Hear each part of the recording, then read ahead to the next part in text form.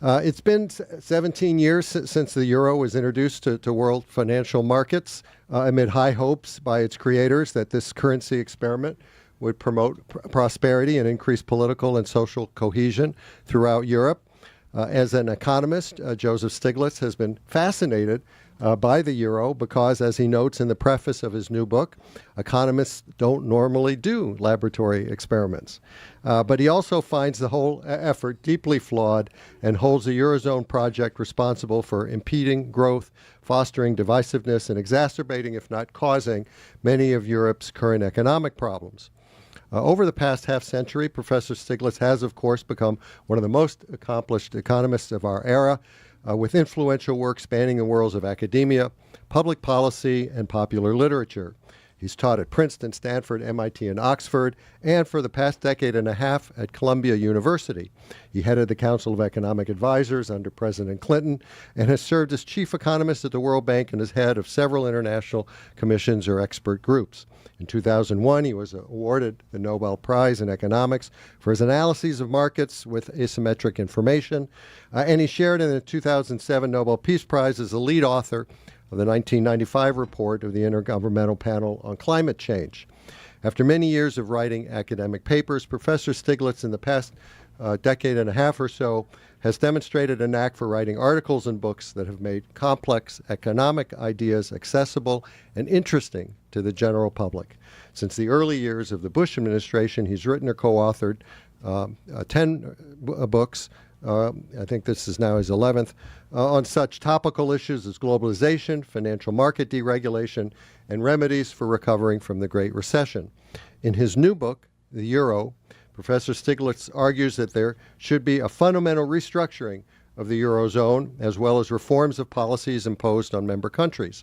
Failing that, he outlines a couple of alternatives, including either the creation of what he calls the flexible euro or a carefully managed dissolution of the Eurozone. A review in the Financial Times called Professor Stiglitz's critique of Eurozone policies, quote, original and extremely helpful, and a Wall Street Journal review said many of the book's most damning observations are, quote, on target.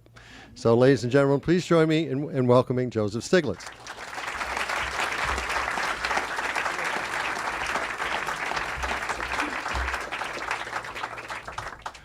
Well, thank you very much, and it's a real pleasure to be here again at Politics and Prose, and wonderful to see so many people interested in this subject. One of the questions I always get asked is, why should an American be writing about the euro? Doesn't America have enough problems of its own that I should be writing about? And the answer is yes, of course, we do have a lot of problems.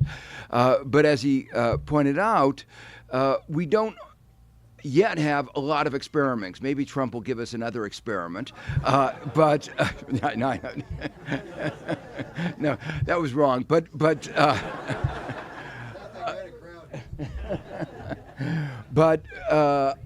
the euro is a fascinating experiment to an economist,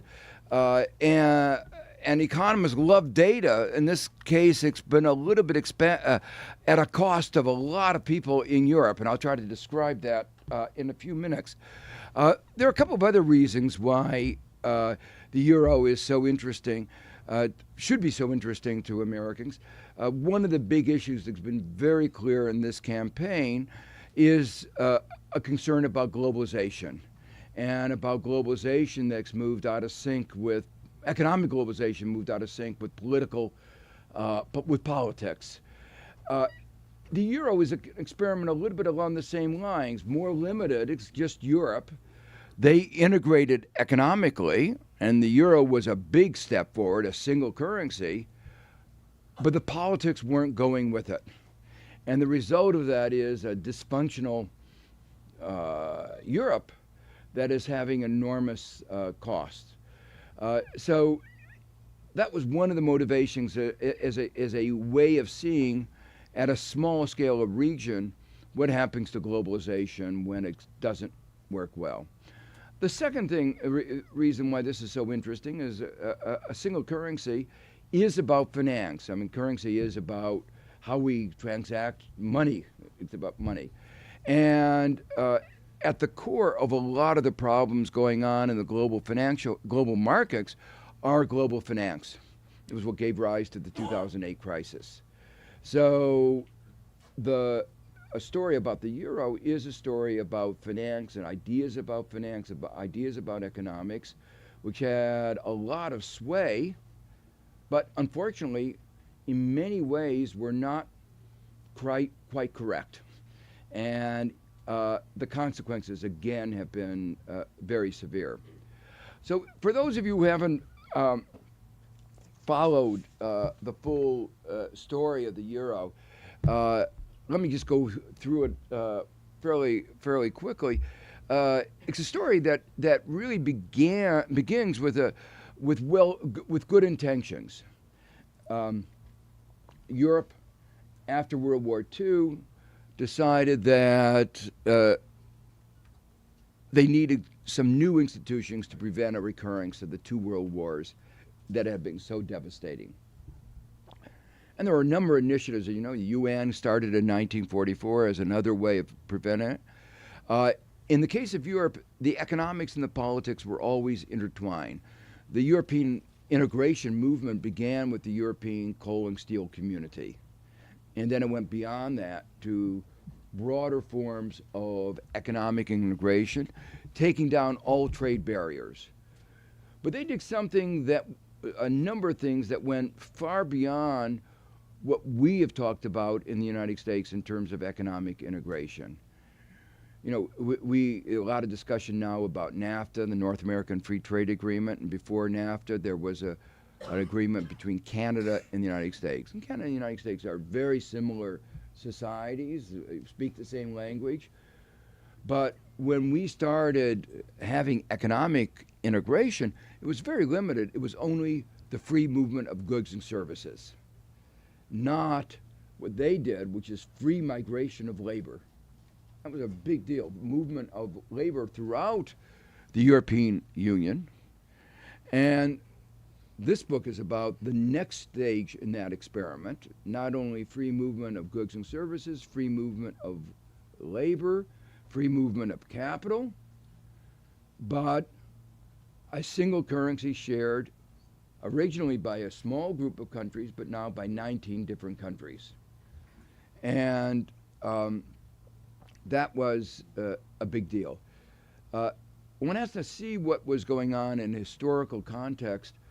You might say, the big event affecting that many of us now take almost for granted was the fall of the Iron Curtain in 1989-90. That had a very big impact on views about economics. It was thought that the fall of the Iron Curtain was a victory for capitalism. And it proved that the market economy really worked really well. But it wasn't. It was really a statement about the failure of communism, and that communism worked really, really badly. And we took away the wrong lesson, and the lesson that a lot of people said was, you know, we can trust the market. And I'll come back to that. So there was a real strong faith after that in markets working well on their own. It wasn't long after that this stage in European integration began. In 1992, there was the Maastricht Convention, where they agreed on the formation of the euro. They agreed on the set of rules that would govern the euro. And those set of rules were predicated on a particular view of how the economy worked. That view was very much that if government just did its part, the market would do the rest. And what do they mean by the government doing its part? It wasn't very complicated. All you had to do is make sure the government did not have too large of a deficit. They picked a number out of the air, no scientific basis, but it was 3% ratio of deficit to GDP. And the debt couldn't be more than 60% of GDP. You know, if you ask an economist, where do those numbers come from? There's no basis. And then there was the other part was you can't have inflation. Inflation was really bad. So they said inflation had to be kept low, and they gave a mandate to their central bank, the European Central Bank, which they created, a single bank for all of these countries, to focus only on inflation. Now, to an American, that sounds strange because the Federal Reserve, as you may know, focuses on inflation, employment, growth. Right now, we're talking a lot about employment and financial stability. It didn't focus enough on financial stability before 2008. But they have a mandate to focus just on inflation. And to put a little bit in perspective, when I was chairman of the Council of Economic Advisors in 1996, one of the Republican senators said, look at what's going on in Europe. We should imitate them. And we should change the charter of the Federal Reserve to focus only on inflation. And I said, this is wonderful. I said, President Clinton, why don't you make this a campaign issue do American people care about jobs? Do they want the Federal Reserve to ignore employment or just focus on inflation? And the moment, of course, that the president said, yeah, this is an important issue, the Republicans said, oh, no, we didn't really mean that. That was just a joke. So in fact, that particular initiative to focus only on inflation died. The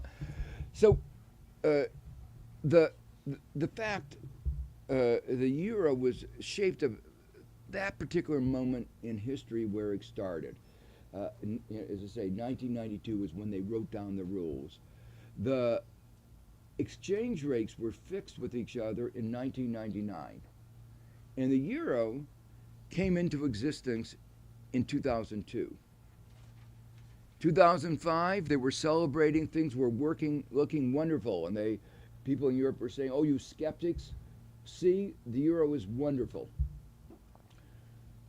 2008, just 6 years after the introduction of the euro, things began to look not so wonderful. And economists have said the real test of the euro would come when it was a shock, when there was a shock. Something which they had to absorb, like a decrease in demand for their goods, which, of course, the shock coming from America, our financial crisis, was a very, very big shock. And the worry was that when you have this single currency over a large number of countries, you had taken away two of the most important adjustment mechanisms in responding to a shock. That is to say, the interest rate, you lower interest rates and that stimulates the economy. Exchange rate, you lower your exchange rate and that stimulates demand for your exports. They'd taken away those two instruments and they hadn't put anything in its place. And so economists said, the test of the euro is not whether it does well in 2003, 4, and 5. It's what happens when there's a shock. And 2008 really proved their worries were serious. The euro has done, the eurozone has done abysmally. It was, as I say, founded on the best of ideals. It wanted to bring the countries of Europe together. It was a political project with the idea that, it wasn't economists that were behind it. It was a political project, the idea that the euro would bring a lot of prosperity. That prosperity would enhance the degree of solidarity among European citizens. Sharing a single currency would be given them a sense of identity. And that would then further the European project, the project of European integration. Unfortunately, at that moment in 1992, the sense of European identity, solidarity, was not strong enough to do what was required to make a single currency work, given the diversity of countries within the euro. And they knew that. But the hope was that in the ensuing years, the success of the euro, the prosperity that it would bring, there was a theory of political reform that would in turn lead to greater willingness to, you might say, finish the project, to do the other things that were necessary, and that would a virtuous circle that would then enhance greater European integration. What's happened, of course, is being just the opposite. Because the institutions that would make a single currency work weren't put in place, the Eurozone, when it was afflicted by this crisis, by this disturbance coming from across the waters, it would have happened anyway, but the precipitating event was the 2008 American crisis. It led to recessions, depressions, and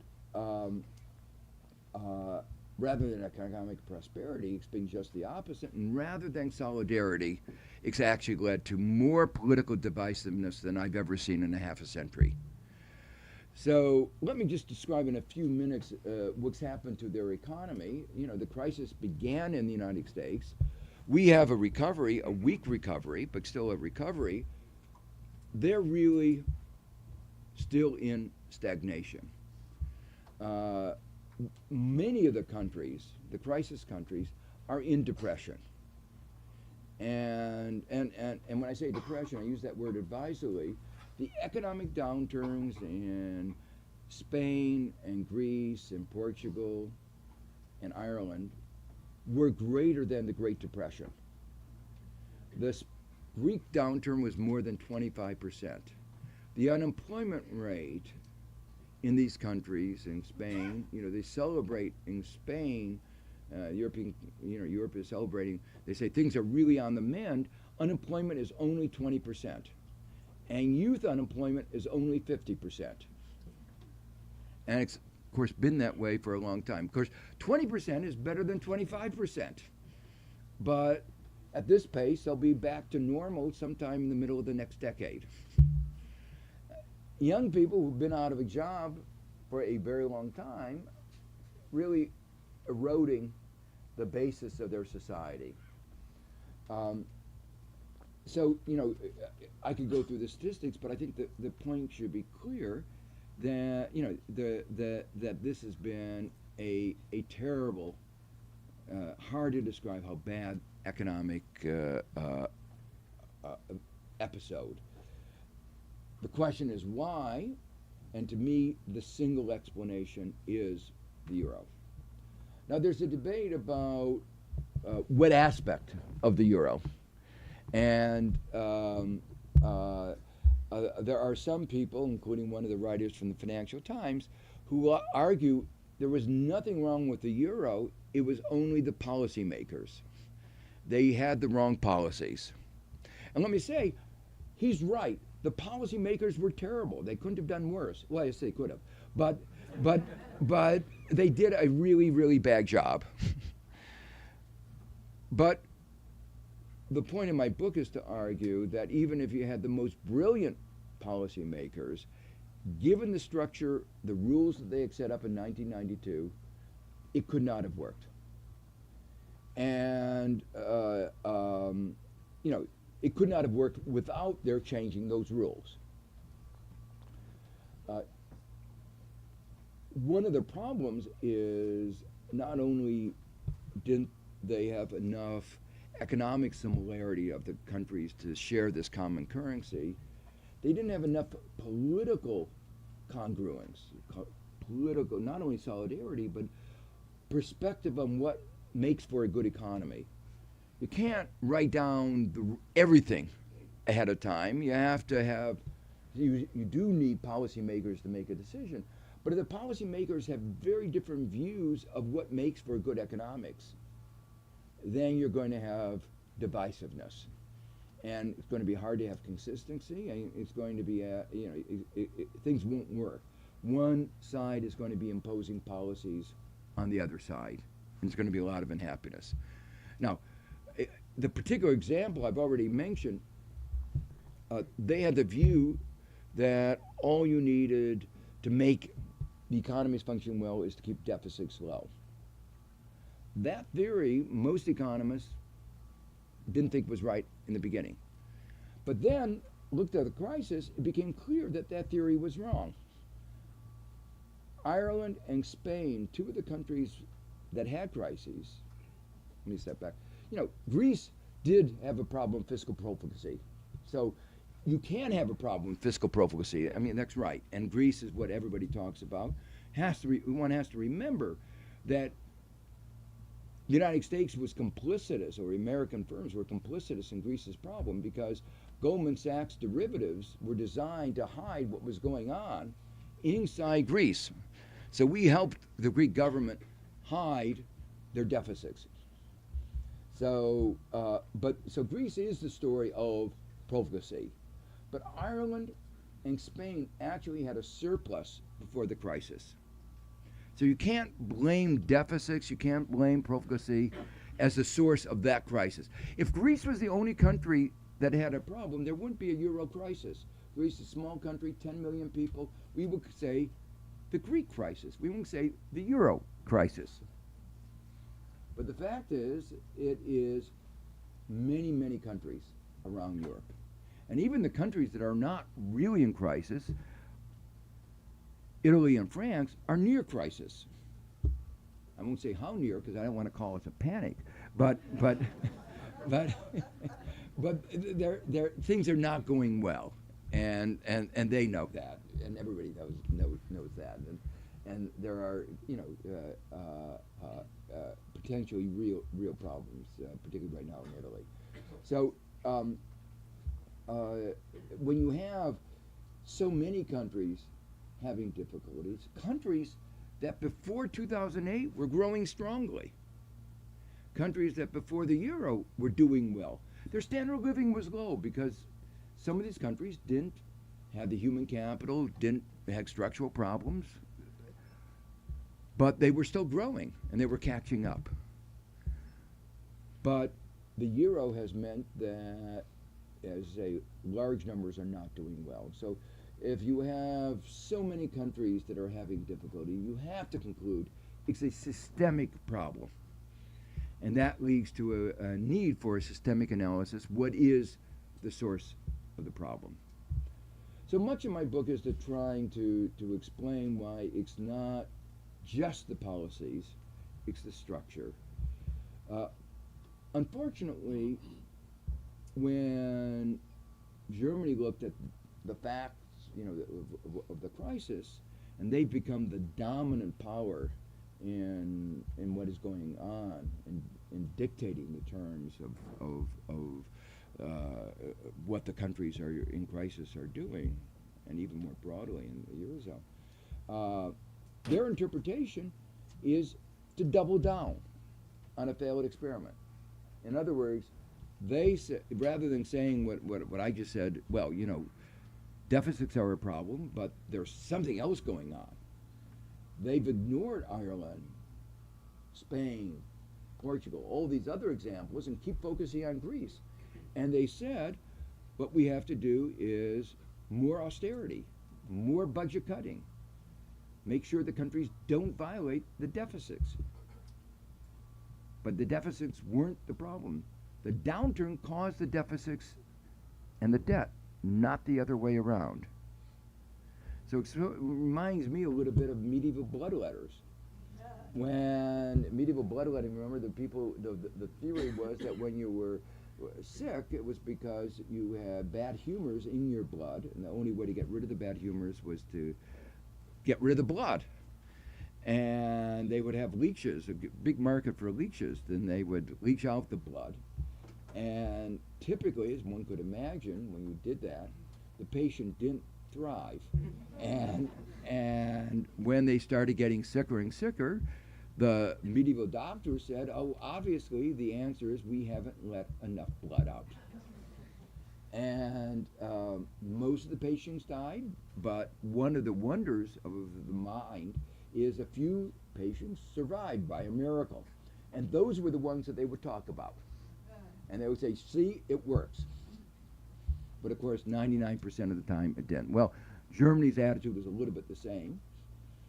austerity has essentially never worked. But they still believe it works. They've doubled down on that recipe, and the bloodletting patients are getting sicker and sicker. So, yeah. Oh. Okay. Oh. Okay, sorry about that. Okay. Okay, start all over again. Okay. So let me very briefly describe some of the structural problems that I think of as inherent in the structure of the Eurozone. The first I've already talked about, this restriction. Two of them I've already talked about. The single-minded focus on inflation in the European Central Bank, that was part of the structure. The second one is the single-minded focus on the deficit. They had taken away, as I said, the two of the adjustment mechanisms, the exchange rate and the interest rate, hadn't put anything in its place, but instead actually tied the hands by saying you can't use fiscal policy and you can't use monetary policy to stimulate the economy. They understood that they wanted to have the countries converge, get more similar, but they put in place rules that actually led to the countries getting further and further apart, to divergence rather than convergence. Let me just give you one example. Again, think about what happened after 2008 crisis. The crisis originated in the United States. Our banks had done a terrible job of managing risk. Normally, you think, if a country's mismanaged risk that badly, money would leave. What happened in 2009, after the crisis? Where did the money go? Money came into the United States. Now, why? Well, very simple reason. I was on a conference call after Lehman Brothers went down. The Democratic Party was trying to decide what was their response going to be to the Bush initiative for a $700 billion bailout of the banks. And most of the people on the conference call were from bankers, well-known bankers. I won't mention any names. And there were a couple of us who were economists. And the bankers' initial reaction was, why only $700 billion? And the answer was, $1 trillion sounded too big.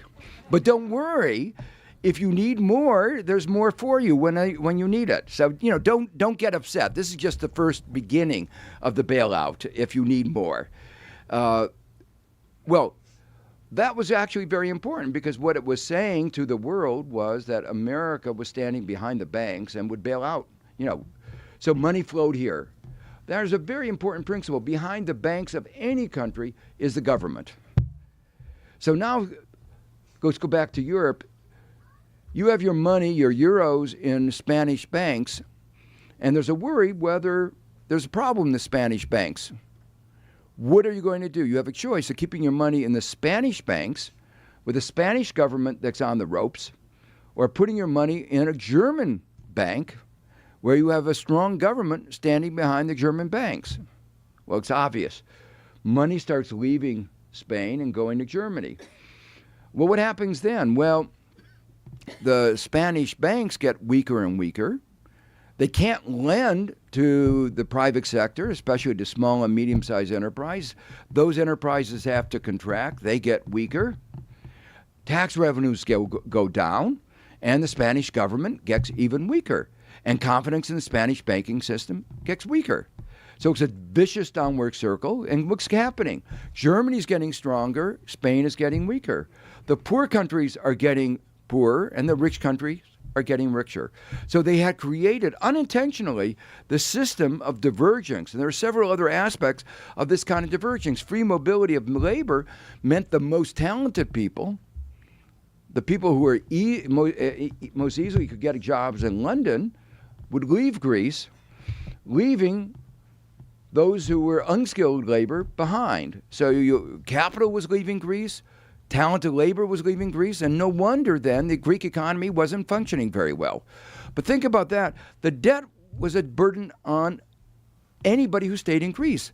But you didn't have to pay back the debt if you moved out of Greece. It's a very strange system. You inherit debt, but only if you stay in Greece. So again, this system of place-based debt created an incentive for people to leave the poor countries and move to the rich. But then, of course, the system of fiscal constraints meant that Greece could, and Spain and the other couldn't invest in infrastructure and technology and education, again, leading to greater divergence between the rich and the poor. So this was another example of a built-in structural problem that made it impossible for anybody, no matter the best of policymakers, to deal with it. Maybe most fundamentally was the following. When you fix the exchange rate, it means that if your exchange rate may be out of kilter. Economists believe very strongly in the use of prices as a way of adjusting. If your exchange rate is wrong, it means your imports are greater than your exports. And that means you have to borrow money to finance the deficit of imports over exports. But what happens if nobody's willing to lend you money to finance your imports? Well, that's a crisis. Well, normally what happens is the exchange rate adjusts and makes your exports cheaper and your imports more expensive, and that's the way you bring back imports to exports. But they couldn't do that because the exchange rate was fixed.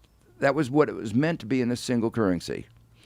So what matters, though, of course, is what we call the real exchange rate. Exchange rate taking into account price levels in different countries. So there were two other ways of equilibrating, of adjusting. One, prices in Germany could go up, and the other one is prices in Greece could go down.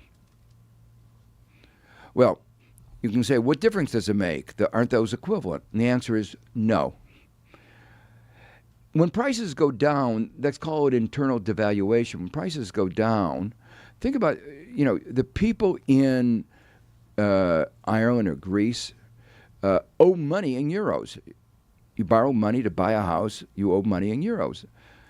Just like we borrow money and buy, a mortgage in dollars. What would happen if all of a sudden you're told that your wages are going to be cut by 25 or 40%? You borrowed money assuming that your wages are going to be roughly the same as they are today. And all of a sudden you're told by Germany, I'm sorry, that was a nice idea, but you're going to have to take a 25 or 40% wage cut. Well, you get economic chaos. People can't pay back their debts. The banks are even weaker. The alternative, Germany raising their prices and wages, actually makes it easier for them to pay back their debts. The crisis is often described as a problem of leverage, excess leverage, but what does internal devaluation, lowering wages and prices? It increases effective leverage. And so the solution to a problem of leverage was to increase leverage. Well, obviously that was not a solution. That was a way of perpetuating the crisis, and that's precisely what happened. They didn't build in any mechanism for forcing the countries with surplus, like Germany, to adjust their surpluses to raise their prices. And instead, they put all the burden of adjustment on the countries at the bottom, and that was a recipe for failure. So those were some of the structural problems that were really built into the Eurozone, and why it would have been impossible for even the best of policymakers to make it work. But in addition, they then had the wrong policies. I already talked about one aspect of the policies was this extreme austerity. The cutbacks in government expenditure, which simply led the countries to go further and further down.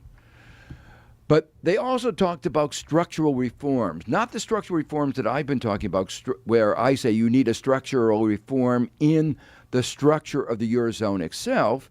They talked about structural reforms in the individual countries. It was sort of a blame the victim idea. There was a problem of Greece or a problem of Spain. It was every country had a problem, and it was they were paying the price for their sins, is what it was, and that made people feel good. It wasn't the euro; it was the sins of the individual countries, and it was only through suffering that they would get redemption. So that was the sort of idea that people had in mind. So suffering and the reform of the structural of the economy. But when you started looking at the structural reforms that they were arguing for, your mind began to spin and you understood something else was going on. Let me just give you one example that I find so illustrative. Greece was having this terrible crisis.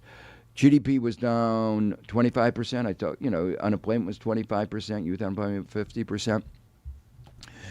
And the Troika, this IMF, ECB, European Central Bank, and the European Commission that were administering the programs, said to Greece, began a discussion, you have to change your regulations about fresh milk.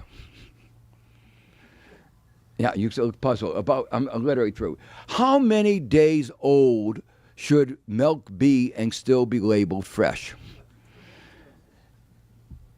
Greece had a regulation that it was 4 days. If it's older than 4 days, it's no longer fresh. And the Troika said, we want 10 days. Now you say, why are they meddling into the definition of fresh milk? Well, it turns out, I've asked around. I think I found the answer, and that is the Dutch milk producers wanted to be able to ship their milk from Northern Europe down to Greece, and they couldn't do it in 4 days. And they wanted to be able to sell their milk that was 7, 8 days old as fresh milk. But of course, if you were thinking about this from the perspective of Greece, this would hurt Greece. Greece's farmers would not be able to compete with the industrial milk of Netherlands. Their employment would go down, their incomes would go down, their imports would go up. So their balance of payments would be worse off, their GDP would go down. This was not in the interest of Greece. But the Troika was not asking what was good for Greece. They were asking what was in the interest of some special interest all over Europe that were having a field day now that Germany was running the show. And there are many other examples of that I talk about in the book. And I say, it's fascinating. It's sort of a detective work, but it's mystifying all at the same time. So let me be very quick. Where do you go from here? Well, to me, there are basically two directions. You either have to have more Europe or less Europe. The halfway house where they're now doesn't work. More Europe would be the kinds of reforms that are needed to make a single currency work over a diverse group of countries, like common deposit insurance, so money doesn't run out from Spain when there's a problem. Some way of facilitating countries borrowing in euros collectively. A reform of the European Central Bank to make it focus on inflation, not just on inflation, but also employment and growth. They follow pretty much from the diagnosis of what I described before as the structural problems of the Eurozone itself. So that's one way. The other way is less of the Eurozone, less Europe. And that entails, I described two alternatives. One is what I call an amicable divorce. No divorce is ever amicable, but you could be more amicable, and what I describe is how it could be done in a way that causes a minimal amount of disturbance. A lot of people say, well, isn't that going to be very costly? And when I keep reminding people, the current status quo is extraordinarily costly. If you're out of a job for years and years and years, that's very costly. And so the transition would be costly, but at least there would be hope at the end of the road. The current system, there's very little hope. And then I talk about a system of a flexible euro, which keeps the ambition of a single currency, but recognize they put the cart before the horse. They weren't ready for it. It says, let's have a pause. Let's try to create the institutions that would make a single currency work. And when we can show those institutions are working by the ability to keep exchange rates roughly aligned with each other, then go ahead and finish the experiment and go back to having a single currency. I think that could work as well. And people ask, well, where do I think Europe is going to go? Political forecasting is even more difficult than economic forecasting. But I think it's pretty clear, while what I describe as what is necessary to make the euro work is not a lot economically. Far less than what we have in the United States of America. It's nothing like what we have. We have single currency that works among 50 states, but you don't need all that to make the euro work. But it is more than I think Europe is willing to have today. It's more than Germany is willing. Germany says Europe is not a transfer union. What that words mean, if you're not, what it means is we are not willing to help our neighbors. We aren't willing to transfer resources. We aren't even willing to engage in a mutual insurance agreement, because if we did that, they would take advantage of us. There's not a high level of trust. So you can't, they don't want to have common deposit insurance, because they talk about moral hazard. Somebody will take advantage of us. You say, well, can't you have supervision like we have? And they say, no, we just don't trust. So they say Europe is not a transfer union, and they won't accept those ideas. So if you can't persuade Germany to accept more Europe, and as I say, more and more what you hear is that's not on the table, that means they have to go towards one of the other forms of amicable divorce or a flexible euro. More than likely, what they're going to do, though, is the current policy of muddling through.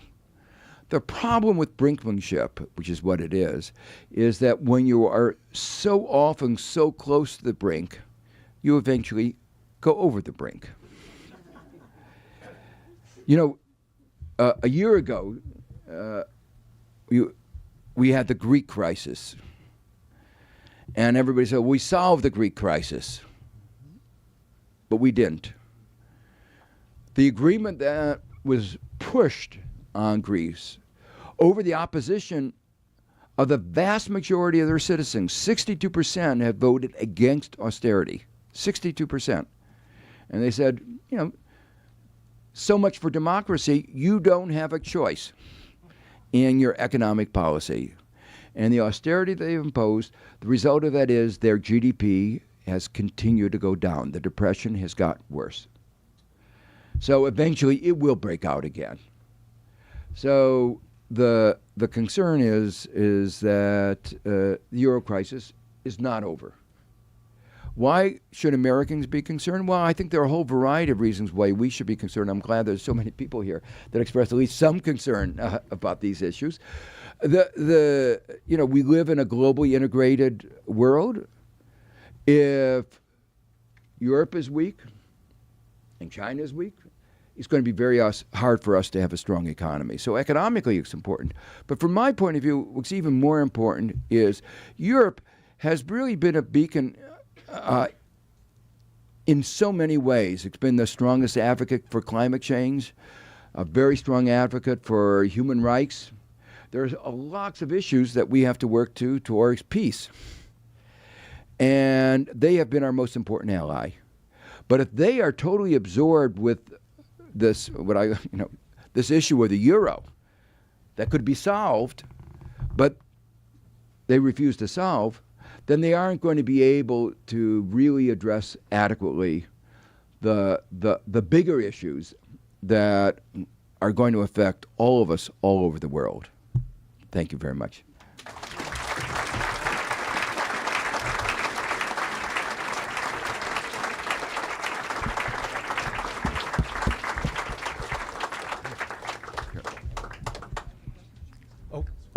You did not mention Great Britain, which was not part of the Eurozone.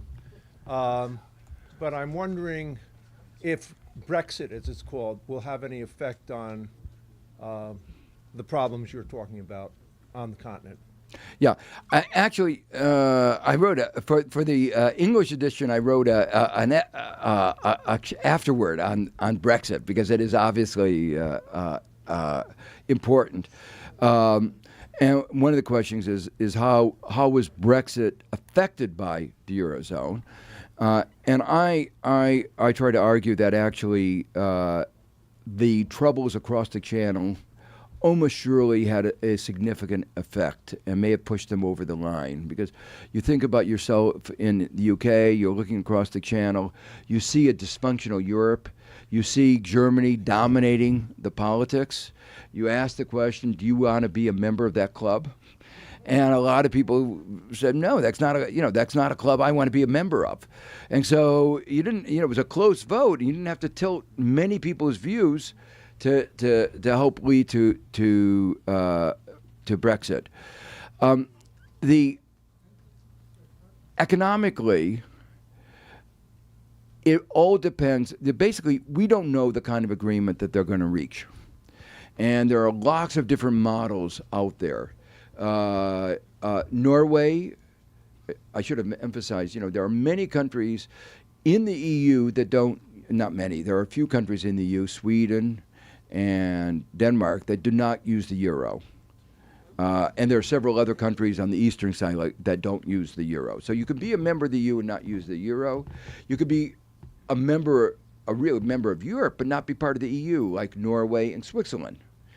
So they have a really a very quite complex set of institutional arrangements, and it's not clear which of these various forms it will take. Now, at one extreme, at one level, the United States and Canada have a lot of prosperity. We don't have free migration. We don't have, as I mentioned before, we don't have a single market, a common banking regulation. Canada's very happy that it didn't have the same bank regulators because, but we don't have a fixed exchange rate, and things work really well. I don't say really well, but they work pretty well, and that's one that's one model of how things could evolve. Another model, Juncker, who is the head of the European Commission, after in discussing where things are going to go, said, we want to give them a really, really bad deal because we want to make sure that no one else leaves. And when he said that, I thought, this is a really peculiar view, because you would have thought he would have said, we haven't sold the virtues of the European Union. It has a lot of benefits for our people. And our job was that we didn't explain those benefits well enough. But what he said is, no, there aren't any benefits. We're going to keep it together by threat. And if that's the attitude, I think things are not going to go well. So there's quite a line of questions. We really only have about 10 or 11 minutes.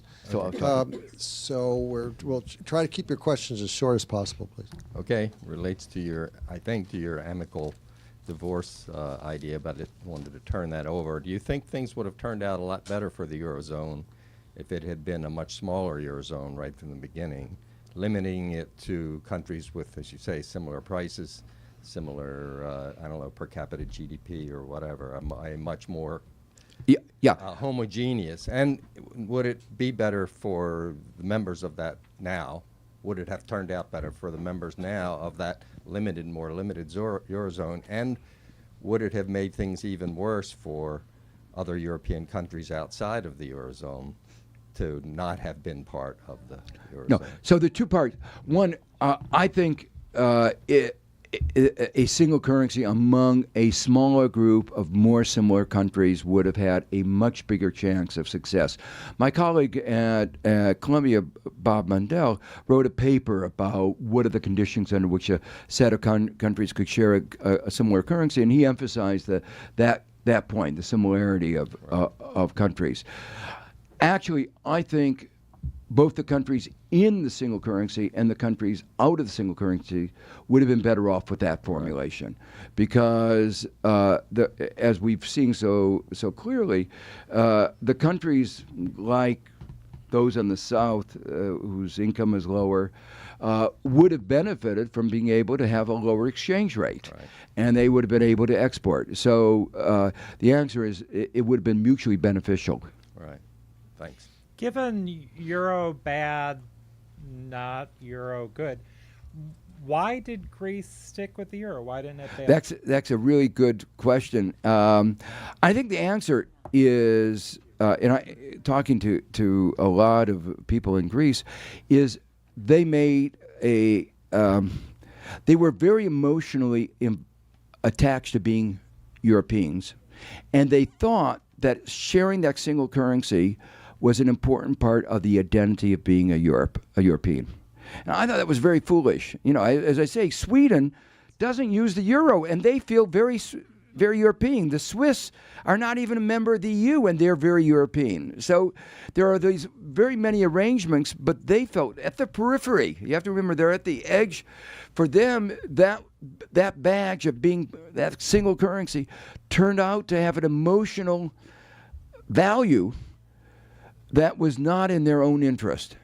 But the emotional content, I was at meetings where, and I explained some of the what was going on and some of the, the choices and what people would break out in tears. So it was an emotional issue. Hi. We did well because we could print a lot of money and the world was forced to accept it because it was the best deal in town. Okay, but my question is this. We've got mega problems with configuration. We are running a lot less efficiently, both as human beings, economically, and so forth. How are we, as a people, as a species, going to start to move forward and change the configurations and do it in a way in which the general welfare is looked after as opposed to special interests? And Yeah. we have to do it. We're stuck if we stay the way we are, and we're messed up if we change. So how Yeah. are we going to do that? Well, one of the things that the euro and maybe the global financial crisis brought out is our systems have gotten very complex so that it is very hard to understand. And that complexity has given a field day for some people who have some special interest to try to do things behind, you might say, closed doors, and even after they're open, it's hard to understand. Just to, I don't want to digress onto a trade agreement, but TPP, 6,000 pages long. How many people do you think have read TPP, including the president? But we know, looking at inside it, that there are some things that are really, really bad that have been put there by corporate interest. So that is a part of the complexity of modern life. And one of the reasons I've been writing some of these books is that, by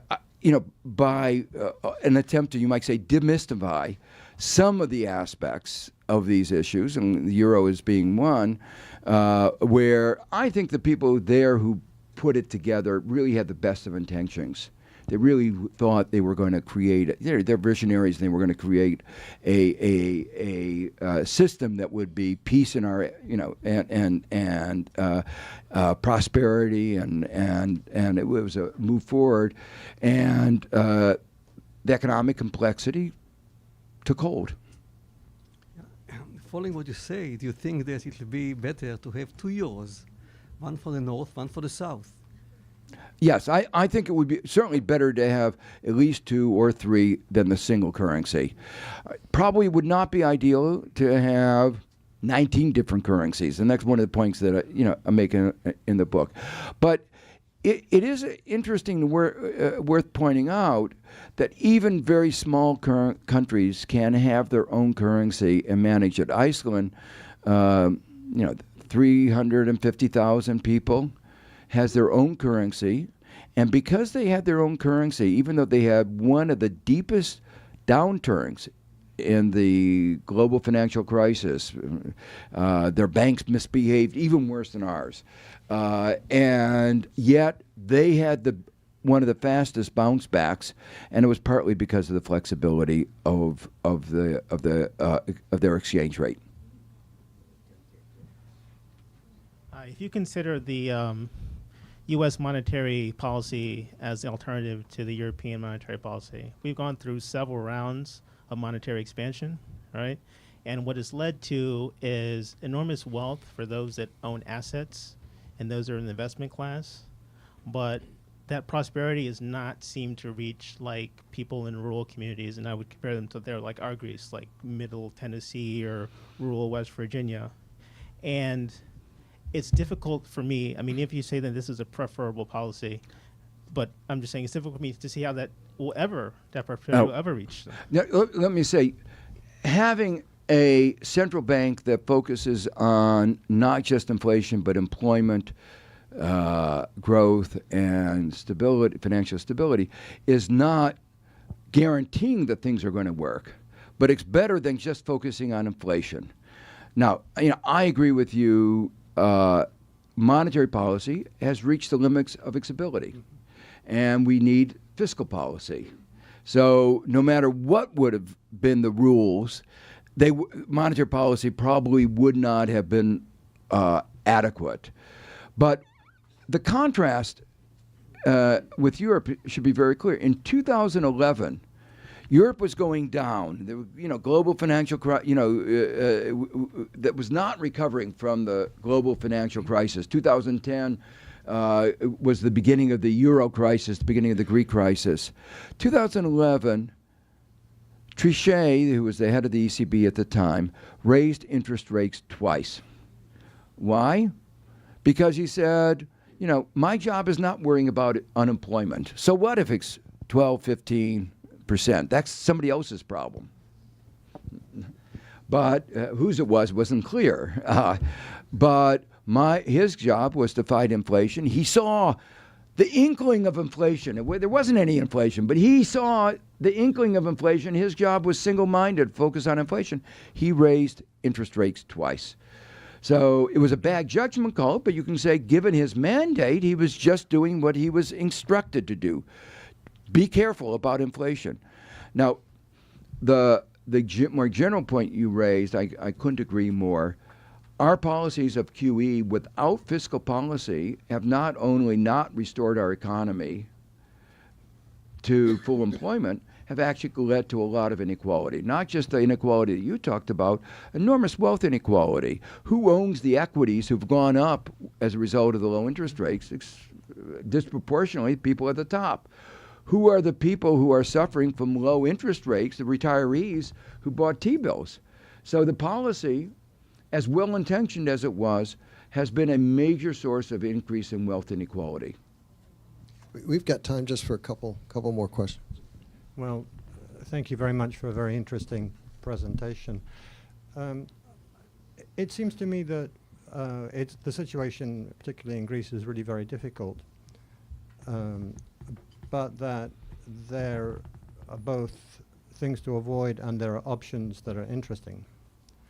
The basis, looking at what's happened in the CFA zone, in West and Central Africa, a continuation of a fixed currency regime for countries which don't have the appropriate institutions is just not an option. Yeah. It's credible, one. Two, a couple of countries quit the CFA zone, Madagascar and Guinea. Theirs is not an example to follow.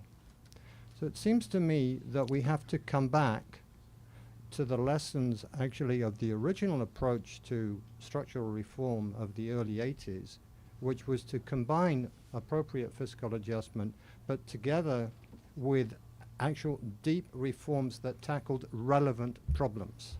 Well, let me say, I agree with the first part, but not of the second part. For those of you who don't know, that West Africa shares a common currency, and it was at one point pegged to the euro.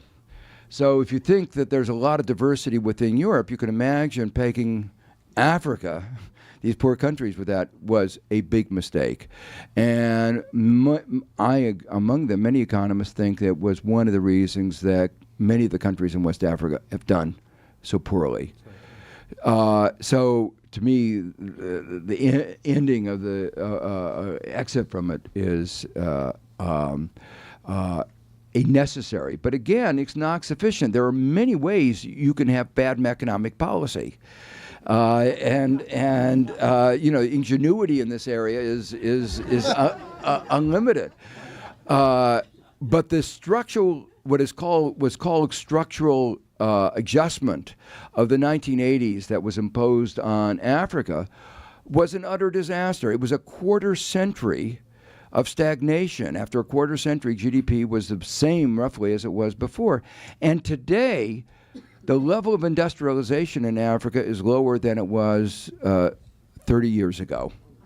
So that, to me, was the result of that structural adjustment policy. So, in terms of I'm very hostile to that kind of the structural adjustment policy that was imposed on those countries. But we won't be able to discuss that here. Let me just say, a quick comeback. No, I think he has we to. really don't have time. We have time for one more question. Just this morning, Mario Draghi said March 7th, 2017 and beyond, possibly, for continuing asset purchases. The Italian banks, I mean, they're in like really bad shape. I mean, you said that Italy's not quite in crisis, but the banks are. Can you talk about that, or just? Well, as I mentioned, Italy is one of the subjects of concern right now all over the world, and the reason is that some of the banks are in a precarious position, and the problems in Italy illustrate some aspects of European diversity. One of the general rules that many people supported after the 2008 crisis was that when a bank runs into trouble, before the taxpayer comes to bail it out, the shareholders ought to bear the cost and the bondholders. And that was the big lesson of Citibank. Why did we bail it out? It was really, you could save the bank without saving the shareholders, the bondholders, and the bankers. That became, and the European Union has adopted that basically as a principle. But then comes along Italy, where the bondholders are different than in most other countries, because the Italian banks sold to ordinary citizens bonds as if they were certificates of deposit. So if you wipe out the bondholders, you're wiping out a large number of ordinary Italians who thought they were just like ordinary deposits. And they weren't explained. These are not insured, So you have to have, so they're struggling. How do we have a system of rules that works across Europe, given the diversity within Europe? And so right now, the European Commission says you can't come to their aid. So Renzi says, I'm going to have to figure this out, because if I don't figure this out, I may lose the election. And the Five-Star Movement, which wants to get out of the Europe totally, or out of the euro totally, is going to be in the ascendancy. So, and he's tried to hobble together something. He's failed so far by most accounts. He's not put together the kind of money that he needs to bail out one bank, let alone if there's more than one bank in trouble. And then the question is this another example of the brinkmanship that I talked about before? They say we're not going to allow state aid. We're not going to allow this bailout. It's called state aid is the particular provision. And but at the end, they'll give in. So no one really knows. It's another example of the brinkmanship, and it's another example of how it is so difficult when you have such diversity to get a set of rules, particularly when you have a kind of a bureaucracy that is extraordinary rule-bound. And just to give you one more example of that kind of rule-bound bureaucracy, Spain is just recovering. I talked about the great news that it has only a 20% unemployment. And Portugal is just recovering. The European Commission said, oh, but look at your deficit. It's still over 3% of GDP. You have to have another big dose of austerity because you violated our rules. Your reaction was my reaction. Thank you. And this went on back and forth and back and forth. And eventually, the European Commission pulled back. And they said, next year you have to do it. So it's another example of a rigid bureaucracy alienating all the citizens at the last minute, recognizing it can't do what it says, but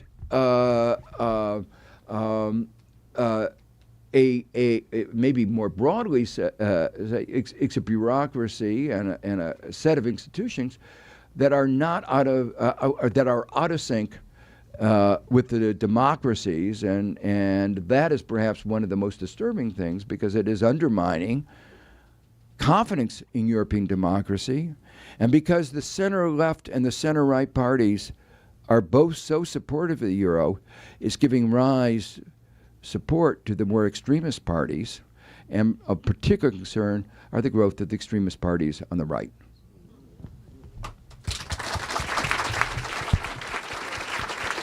So, professors.